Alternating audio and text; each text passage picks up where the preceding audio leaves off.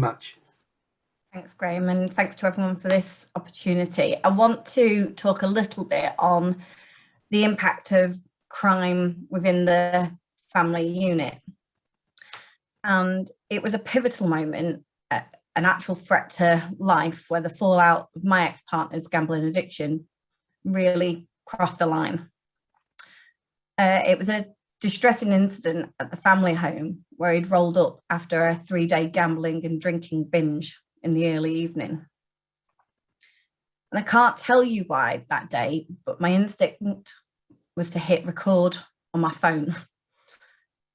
But I know now it was sheer desperation, because I needed somebody, anybody, to listen to the abuse, the fear, and ultimately the relentless behaviour we'd been subject to for nearing 18 months.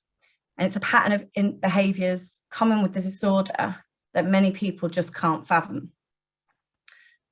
Unlike before, this time was different, because this time it happened in front of our children. And the sobs and the screaming, they still haunt me now.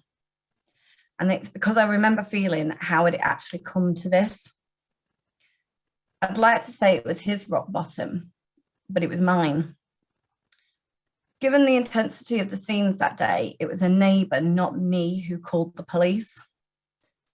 The resultant investigation was limited, and it was despite me sharing every detail I had on our family situation and the grip this addiction had taken on all our lives.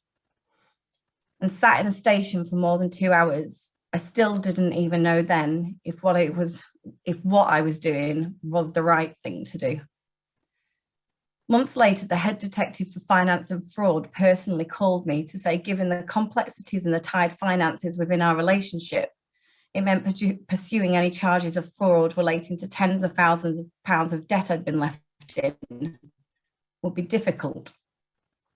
Even if it got past the CPS and there was no guarantee, at best there was a chance of a suspended sentence, but even more likely a caution. And that was even if it was something I wanted to explore. My goal was to get him help. It's a position no doubt a lot more families in my situation find themselves in. It was similar in relation to the financial abuse and the coercive control, but that by this time was evident in the relationship. And it was evident that this had taken a physical and mental toll on me and my family. Would some level of intervention and support here have helped our cause?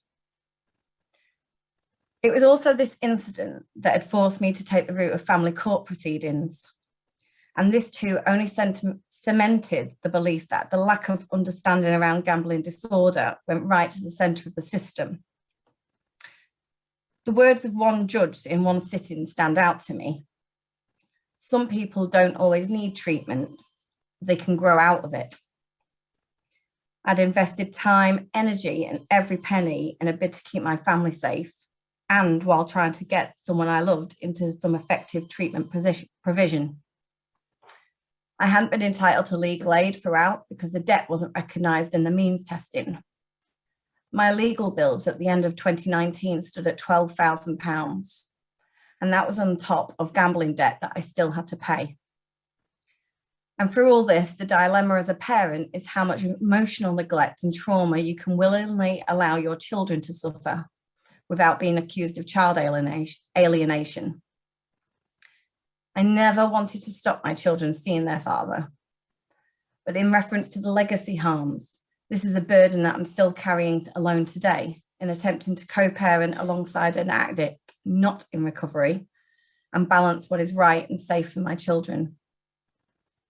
We've heard a lot of the evidence supporting the direct links between the disorder and criminality, but it's such a grey area when it comes to crimes committed by a loved one within the home, and emphasises further still the importance of effective change and awareness of this disorder.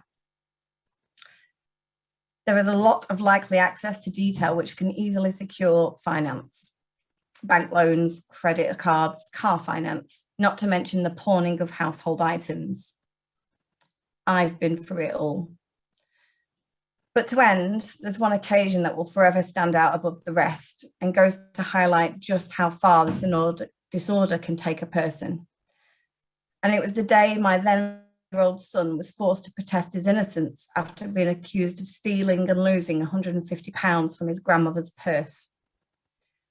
It was the same week a jar of coin savings put aside for Christmas had gone missing in our home.